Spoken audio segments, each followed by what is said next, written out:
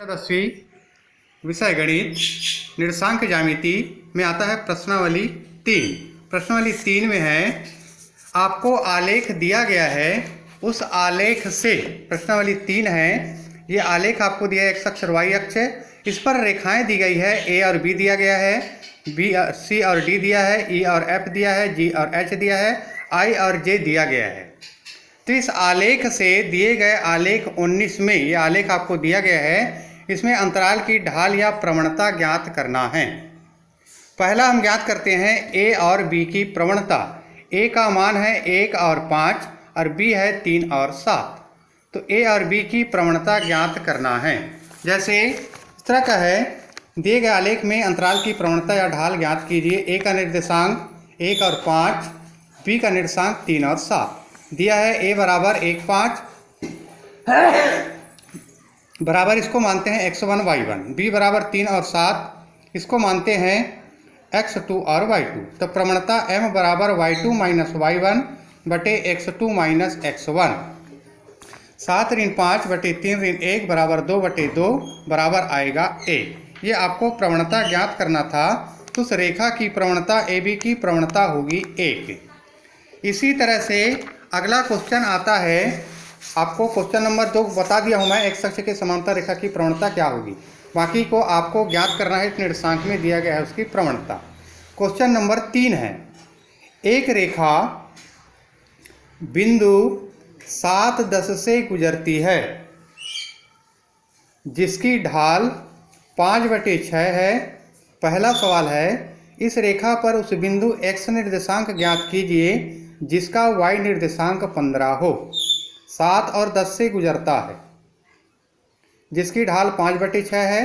पहला x निर्देशांक ज्ञात करना है, y निर्देशांक आपको दिया गया है। क्योंकि हमको मालूम है कि x अक्ष पर, हमको मालूम है कि y अक्ष पर स्थित बिंदु के निर्देशांक जो होते हैं a मान लेते हैं x और 15 है। दिया गया है p का निर्देशांक 7 और 10। प्रवणता m बराबर आपको दिया है 5/6। चित्र है इस तरह से, y अक्ष पर काटा गया अंतःखंड 15 है और एक बिंदु P है जिसका निर्देशांक 7 और 10। x अक्ष पर 7 है और y अक्ष पर 10 है। तो इसके प्रवणता m बराबर y2 माइनस y1 बटे x2 माइनस x1। प्रवणता बराबर दिया है 5/6 बराबर 15 ऋण 10 बटे x ऋण 7। 5x त्रियक गुणा कर दिया गया, 5x ऋण 35 बराबर हो गया, 15 में 10 को घटाएंगे तो 5 5 6 के 30। पक्षांतर कर दिया गया, 5x बराबर 30 धन 35 या 5x बराबर 65 या x बराबर 65 बटे 5 या x बराबर 13। इसलिए उस बिंदु P के निर्देशांक होंगे, x निर्देशांक होगा 13। इसी तरह से क्वेश्चन नंबर 5 आता है, सरल रेखा 5x धन 6 बराबर 7 को y बराबर mx प्लस c के रूप में लिखिए तथा रेखा की ढाल और y अक्ष से अंतःखंड ज्ञात कीजिए। आपको दिया गया है सरल रेखा का समीकरण 5x धन 6y बराबर 7।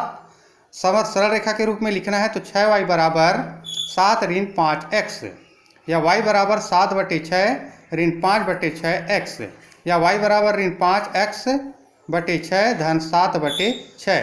y बराबर mx प्लस c से तुलना करने पर m बराबर ऋण 5/6 और c बराबर 7, ये आपको लाना था। इसी तरह से क्वेश्चन नंबर 6 आता है, उस सरल रेखा का समीकरण ज्ञात कीजिए जो y अक्ष से 3 माप का अंतःखंड काटती है एवं जिसकी प्रवणता 5/4 है। सरल रेखा का समीकरण, अक्ष से काटा गया अंतःखंड दिया है और प्रवणता दिया गया है। दिया गया है y अक्ष से काटा गया अंतःखंड c बराबर 3 और प्रवणता m बराबर 5/4। क्योंकि हमको मालूम है कि सरल रेखा का समीकरण y बराबर होता है mx प्लस c। तो y बराबर मार्कते जाइए 5/4x धन c का मान 3 बटा कुछ नहीं मतलब 1। लघुत्तम निकालिए, 1 और 4 का लघुत्तम 4, तो 5x धन 3 4 12। तो y बराबर 5x धन 12/4 या 4y बराबर 5x धन 12, या इसको लिखा जा सकता है 4y ऋण 5x ऋण 12 बराबर 0। ये सरल रेखा का समीकरण आएगा। इसी तरह से क्वेश्चन नंबर आता है 9, उस सरल रेखा का समीकरण ज्ञात कीजिए जिसकी प्रवणता 7/3 तथा बिंदु रेखा जो है बिंदु 6 0 से होकर जाती है। यहाँ भी प्रवणता दिया है और बिंदु दिया है। माना इस रेखा पर दूसरा बिंदु x और y है, प्रवणता दिया है 7/3, क्योंकि यह रेखा 6 0 से होकर जाती है, इसलिए प्रवणता m बराबर y2 minus y1/x2 minus x1। यह 7/3 m बराबर, तो 6 ऋण x बटे 0 ऋण y, यह बराबर होगा x ऋण 6/y बराबर 7/3।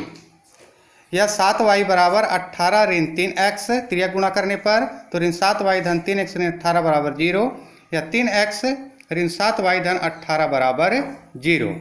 ये आपको ज्ञात करके लाना था क्वेश्चन नंबर 9।